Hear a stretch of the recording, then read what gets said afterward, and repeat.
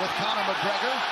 Also making his way to the octagon, the 45th President of the United States of America, Donald J. Trump, flanked by UFC CEO Dana White.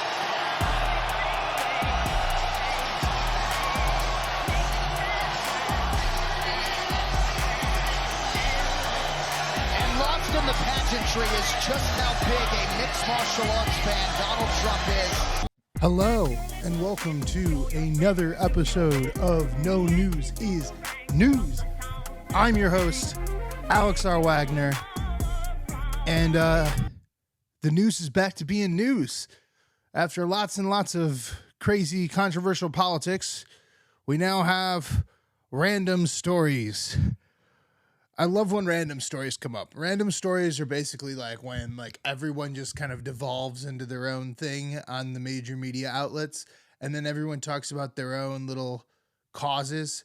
But what's interesting is when the news gets regular and stuff, then you actually start to see the flaws and the problems in the news.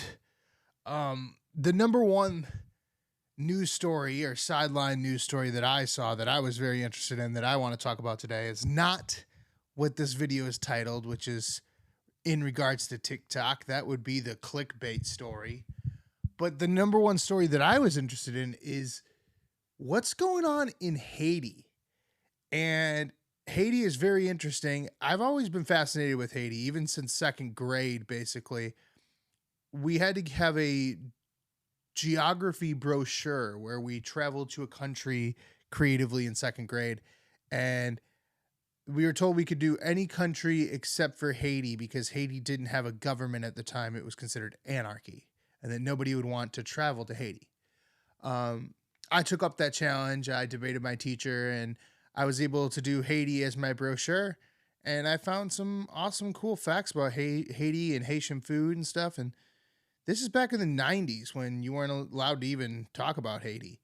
I ended up naming my cat Haiti in high school. Rest in peace, Haiti.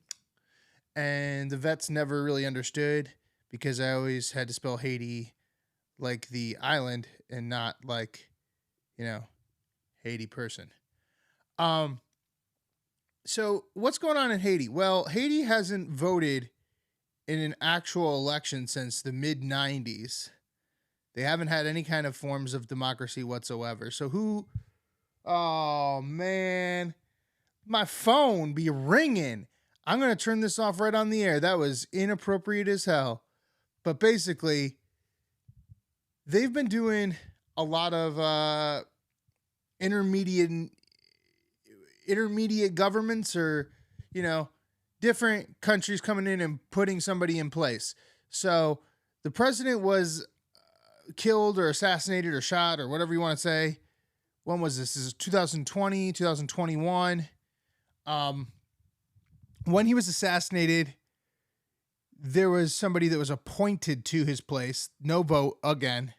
And that president demanded that, very soon, he promised very soon they would get a vote. They would get a vote. He backed out on their ability to vote as a democracy, and then the gangs revolted. Now the gangs are, gangs, I guess, and they all broke out of jail. He went over to a different country. Now Haiti is in chaos, and it's ruled by terrorist gangs, and the gangs are worse than the terrorists. But when I was listening to this story on NPR, or no, actually it was on the BBC, there were some interesting things that got brought up that I just want to bring to everybody's attention so that we can see pretty much how media lies or skews facts.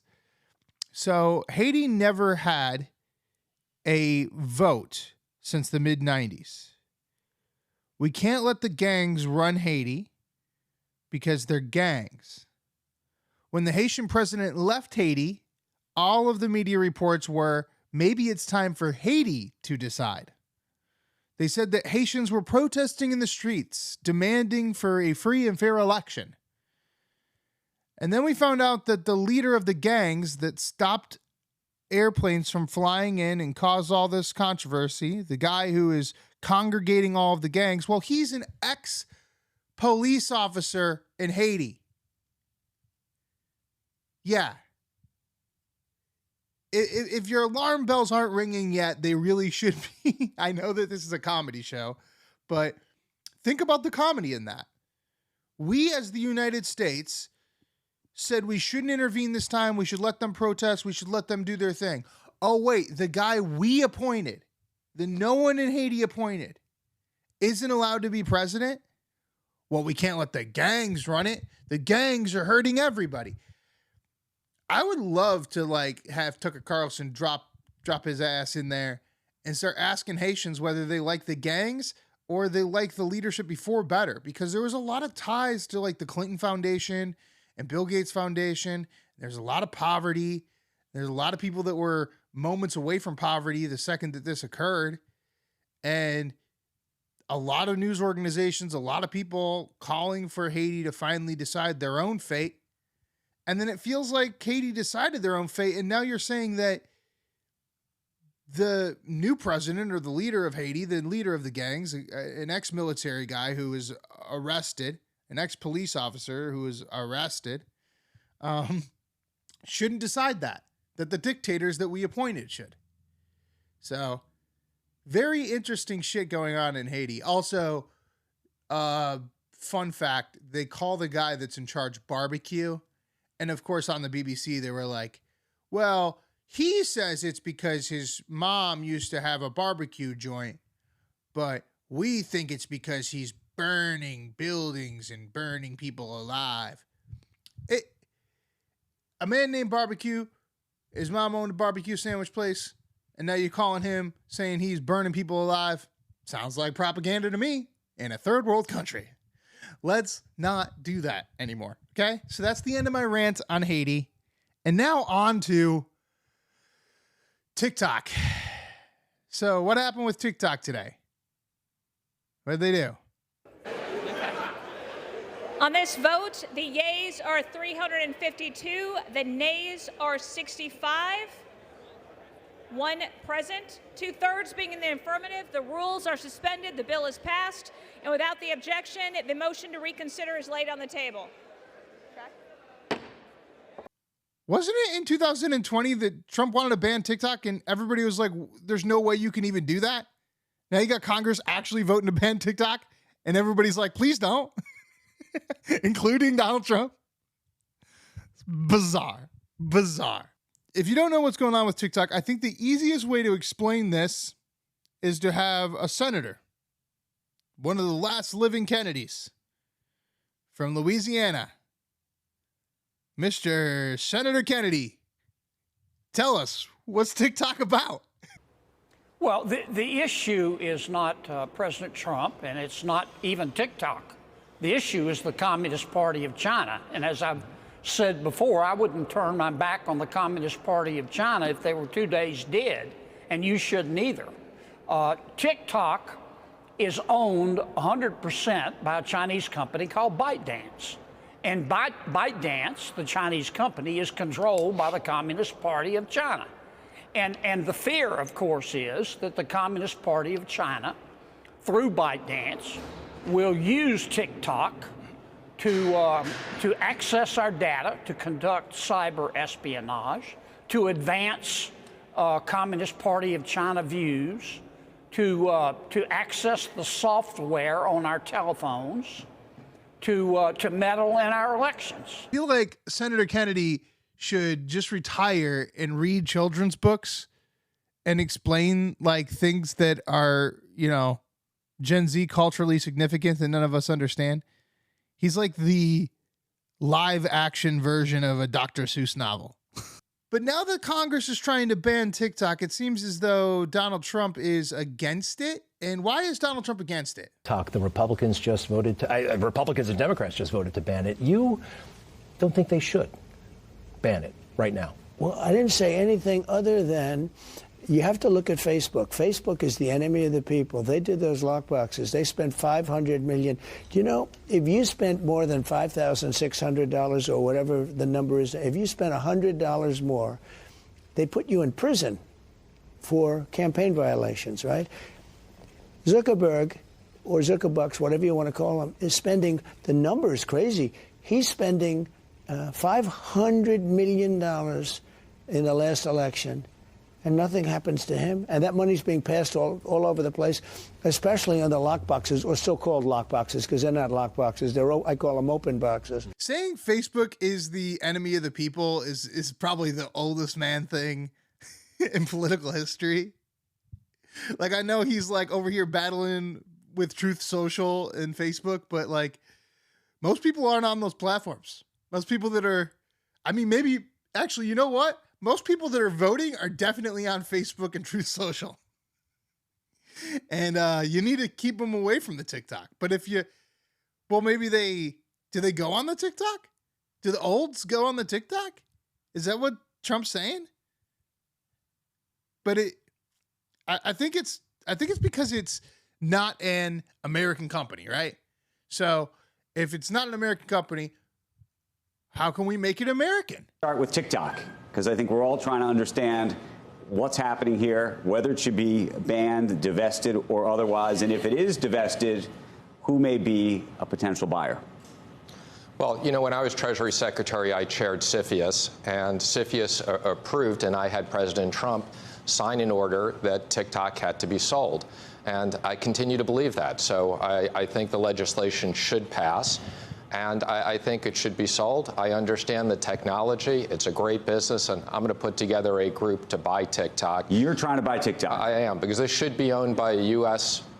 businesses. There's no way that the Chinese would ever let a U.S. company own something like this in China. All right, so Trump thinks that it's because Facebook is actually worse at censorship than TikTok. The TikTok's now the new free speech platform of the right.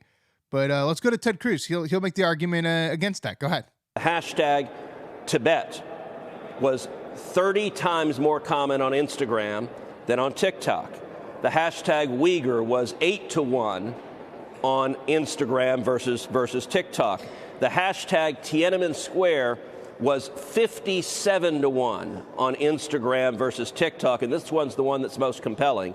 The hashtag Hong Kong protests was 174-to-1 more likely to appear on Instagram than TikTok. That's not accidental. That is deliberate. That is clearly, I believe, driven by the Chinese government because they want to suppress speech they don't like. You know what I want to know, Ted Cruz?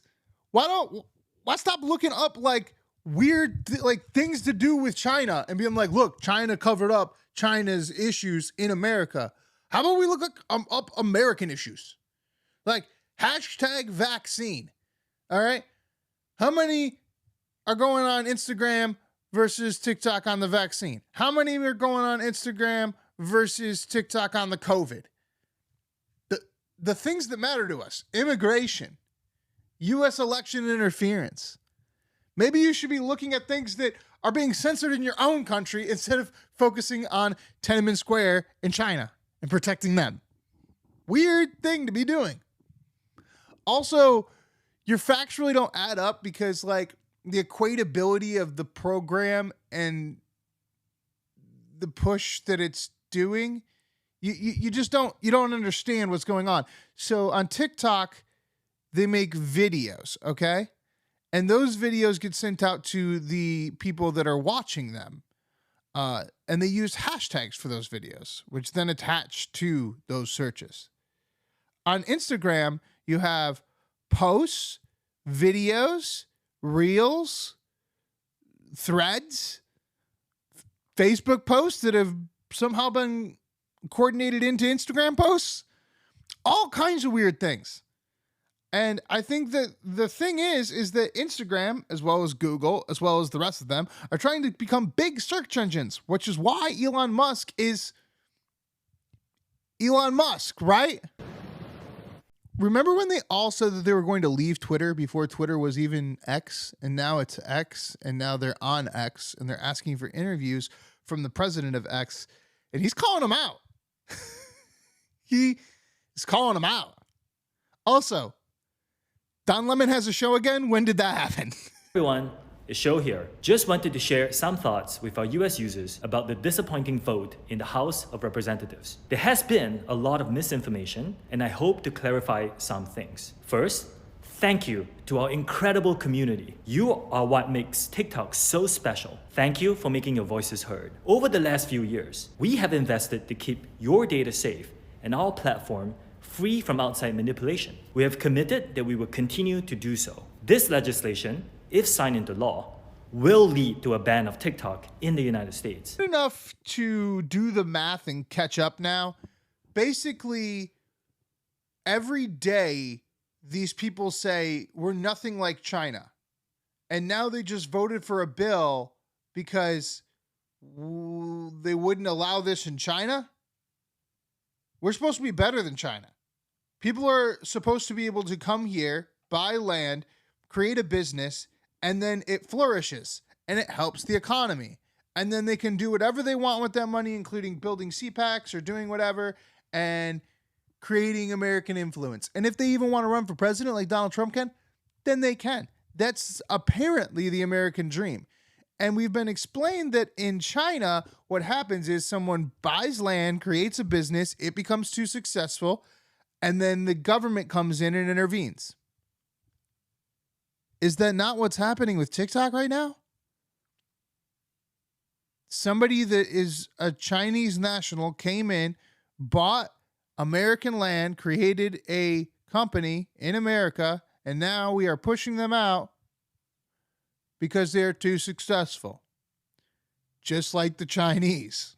All right, now that we've gotten done with the two big stories of the day, why don't we check in on the Mideast, as the NPRs like to call it, or the Middle East, as the rest of us like to call it.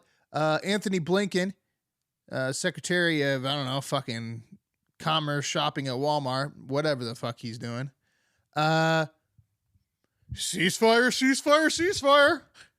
Even as we work to surge humanitarian assistance by every means necessary, the most effective way to really get that done is with a ceasefire and having an environment much more conducive to getting the aid through. How many weeks in a row do you think that they're going to be able to say the word ceasefire before we stop listening? Oh, we already stopped listening? Somebody should tell them. All right. And now for the Joe Biden document scandal. So Joe Biden had a bunch of documents. Those documents were in Joe Biden's house. Joe Biden dumped the documents everywhere, then said he didn't know what to do with the documents. And then the lawyer was like, Joe Biden said he didn't know. That means he's old. And then Congress was like, is he old or isn't he? I don't know right now. But apparently he did do something wrong, according to Fox News. And they're just going to let it go. Good morning, Peter. Good morning. And even though nobody is denying that President Biden handled classified materials the wrong way, White House officials are saying that he has been cleared of wrongdoing. I think the main thing to take away from today is two words for the American people: case closed. When a prosecutor spends 15 months investigating a case only to determine that there is no case here and that there will be no charges and that the case is closed, it only affirms the innocence of the president. They're just going to steamroll through it. But you know who's not going to steamroll through it? Donald Trump. Because he's going to tell us why his documents were the best documents, were the correct documents, were put in the right documents, and that they didn't even do the documents the way the documents are supposed to be documented. When you look at it, there's something going on because they're going after me viciously. Then all of a sudden it comes out that Biden took 10 times the number of documents that I did. And I took them very legally, and I wasn't hiding them. We had boxes on the front of and a lot of those boxes had clothing, and we're moving out, okay? Unfortunately, we're moving out of the White House. And because we're moving out of the White House, our country's going to hell. But we weren't hiding anything. He was. And then you see him with his Corvette. Nobody ever mentions the one, though, that's the worst, is he had him in Chinatown. And those were boxes that were used. If you take a look at those boxes were, there was a lot of activity in those boxes. They show pictures of them. These were boxes that were used. In Mar-a-Lago, we had the Secret Service. We had all sorts of security. We had everything. Whose side are you on? Can we just drop them both? I really hope we do. If we arrest Trump for documents, I think there's going to be some people a little upset. I think old men losing documents is not a problem. we both know now that they both know that they don't know things. And let's move on, please. No more conversations about documents. All right, so big conspiracy theory. I'm going to do a little rant here just for the people listening to the pod. So when it comes to this illegal immigration, there has been the constant Joe Rogan reminder, is what I like to call it, because Joe Rogan's the one that keeps bringing it up to almost every one of his guests, in which he says, why do you think they're just letting them through? Like, what's the goal here? Why would they just let people through? And I heard a little bit to this last week that made actually a lot more sense. We need to stop with the whole Democrats are letting them in because they want to vote illegally. I don't think that that's true. And I think that now Democrats are starting to expose that as nonsense, because really what they're trying to do is gerrymander or re-gerrymander their districts. And they're able to re-gerrymander their districts just through population density, because the census does not take into account actual citizens. And so they're bringing in these people to for redistricting purposes. And then they have the votes to be able to resupply the redistricting to win. So it has nothing to do with these actual illegals voting. It has to do with them being in the right place, the right time, living on the right block. And that's my theory there. But, you know, the Republicans are going to ask the question anyway. So this is some Democrat lady explaining why the federal government shouldn't be involved in federal elections. That's a decision of the state law, but I want to emphasize It's a decision that of state law as to who should vote in federal elections? States decide who gets to vote in various elections. And in federal elections, I believe that we should be encouraging people to naturalize and then vote. Okay, but you're saying that the federal government should have no say in who votes in a federal election. I don't have a position on that. Sometimes I explain things and I think that I understood them. I thought that they were doing this to gerrymander, but maybe they are doing it for illegal votes. I don't know anymore. I just know, the only thing I do know is that this video will not take off on YouTube. All right? Or TikTok or Instagram or any of them, any of the platforms. It will definitely be silenced, muted, and because it is voting with illegals and that's not allowed. But, you know, let's fight for Tenement Square. Ban TikTok. They won't show Tenement Square. The next few are basically just ways to clear up campaign promises. First, we got the Treasury Secretary, Janet Yellen, the old white lady. So Steve Mnuchin was the old creepy dude that was in charge of the money beforehand. And now she's the old creepy dude that's in charge of the money now. She's going to explain to us how we all had more money during the pandemic, but that we forgot to save our money. Record amounts on credit card in order to just survive for basic things. They can't afford basic items. How long do you think this credit card debt accumulation can continue? Well, credit quality remains excellent, and charge-off rates, delinquencies have moved up slightly, but from historically low levels. Most households, even including the lowest income households, saw their overall financial position improve during the pandemic. Their average level of cash balances went up. Their overall finances improved. Now, over time, they've spent some of that buffer of savings, and particularly lower income households are borrowing again on credit cards. I see that as a normalization rather than a disturbing new trend. I hate everything about this conversation being like, oh yeah, everybody that was poor earned more money during the pandemic. They just weren't responsible with their money. You mean they didn't invest in Pfizer like you? You mean they didn't have the Nancy Pelosi hand guide to the stock market to allow themselves to flourish? Huh. Huh. All right. But, you know, if you were worried about illegals voting or the border or any of that stuff, don't worry, because this House rep lets us know that if you're not brown-skinned, then you never migrated here anyway. Which one is the category that allows them to break into our country illegally because the climate has changed where they live? Mr. Massey, I don't think that people are breaking into the country illegally. And I just want to say, I think, looking around the room, that I might be the only person who has actually gone through the legal immigration system. And when people differentiate between legal immigration and illegal immigration, the undertone from your side is that somehow people who are coming illegally are trying to break into the country. The way she looks around the room and is like, everyone here is white, so that means no one is a migrant except for me. But I'm not a migrant either, because I'm a fucking sitting House rep taking billions of dollars in lobbying money and lobbying it to my friends. Lobby, lobby, lobby, lobby. Yeah? Yeah. Pretty much. Pretty much. They just keep lying. And now for the clearest, simplest example of the Democratic playbook on the border, here is the governor of New York on The View. We are doing the best we can to manage the influx, get people housing. It is very expensive, and the state of New York is in for about $4.3 billion. I would like federal money, and guess where the federal money is and why it's being held up? The Republicans in Congress and in the Senate said no because Donald Trump called them up one night.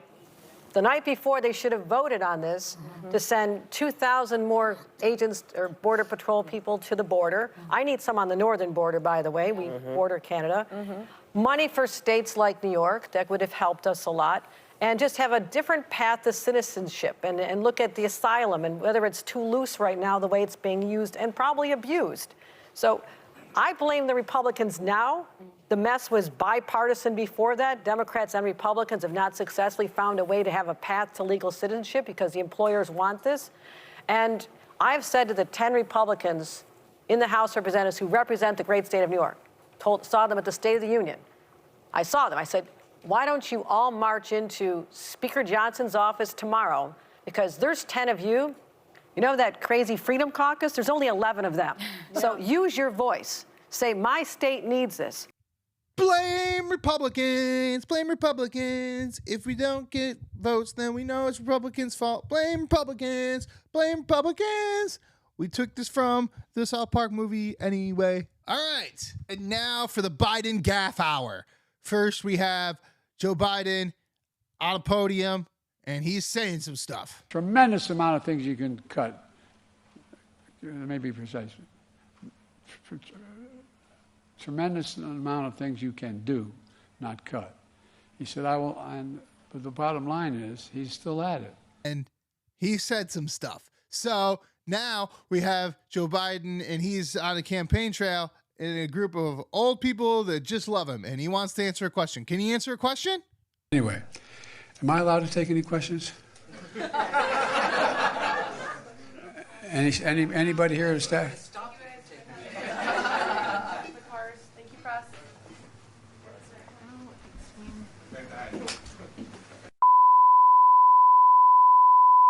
I love how they cut to the on-air symbol. Like, nah.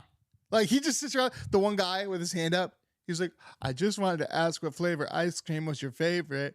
Oh, yeah, I got that one for you. Vanilla. I'm an ice cream guy. Yeah, Joe Biden's not done. Not done. Not done at all. He's going to try to read a teleprompter now. And what they're going to do is to ensure really endanger our national security. They're going to expend, are they going to expand personal freedoms? Well, that's what we're going to do. They're going to do everything to not grow our economy. Literally, they have no platform. They're against everything, not for anything, except the things that are the wrong things. What they're running on, I'll tell you what they're running on.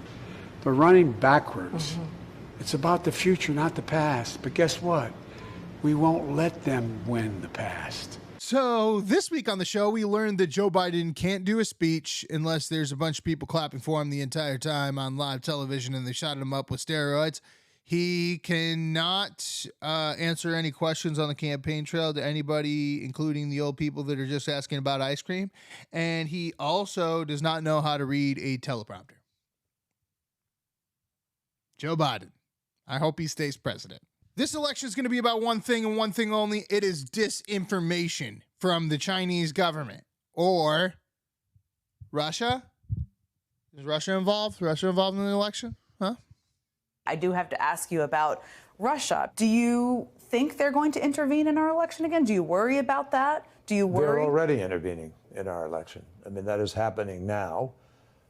And others probably are also engaged in that. It's going to be absolutely critical that you all in the media help the American people writ large to be able to understand the disinformation and what is happening. It is really at a level that is deeply, deeply disturbing. John Kerry letting it slip that the media needs to help America understand that he needs to keep his job even though he didn't do his job. I feel like, most of them did their job. They just were really poor at it. It's like a guy who stocked shelves and you're like, yeah, he stocked the shelves, but he didn't do anything else tonight. He got it just to the end of the shelf. I don't know. But the big debate this election cycle, who's funnier? Who's going to be a better president for us, the American people, to make fun of come November? Will it be Joe Biden, the man who is half asleep the entire time, or will it be Donald Trump? We have two comedians battling it out. First up is Jimmy Kimmel. And Jimmy Kimmel has a review from the Oscars to give all of us. I was told we have like an extra minute, and I'm really proud of something. I was wondering if I could share it with you. I just got a review, and has there ever been a worse host than Jimmy Kimmel at the Oscars? His opening was that of a less than average person trying too hard to be something which he is not and never can be. Get rid of Kimmel and perhaps replace him with another washed up but cheap ABC talent, George Slopanopoulos. He would make everybody on stage look bigger, stronger, and more glamorous. Blah, blah, blah. Make America great again.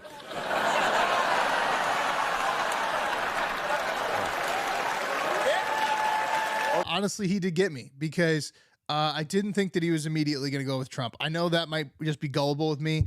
I know it might have been like a low jab or a on it for most people, but watching the Oscars through the entire night and seeing that happened live, Trump did say that, and then he's like, I'm going to take a review and read it, and you slowly get that joke over time. That's true Mark Twain, grade A Donald Trump joke. But could Joe Biden be funnier? Let's see. Dana Carvey's got a premise that he's working on about Joe Biden, and he's going to share it with David Spade. Check it out. 3 years ago, he's at a press conference, Mr. President, do you have any idea how you're going to handle the crisis at the border? And Biden's like, first of all, let's get our facts straight. There's no crisis at the border. Come on. And he goes, how do you know, sir? He goes, because it says so on the piece of paper. Come on. It says on the paper. Says the paper right there. And then recently, everyone wants to close the border. Everyone's screaming. Biden's up there. I'll close the border harder than anyone's ever closed the border. Because I know how to close borders. Come on, Jack. And the press is like, but last time, get your facts straight. I'll beat you the hell out of you. Will your dog paste phone his shoulder? Come on, let's do some push-ups. I'll close the border like nobody's ever closed it. The border patrol, the border can't believe it's not butter. That's a good ending.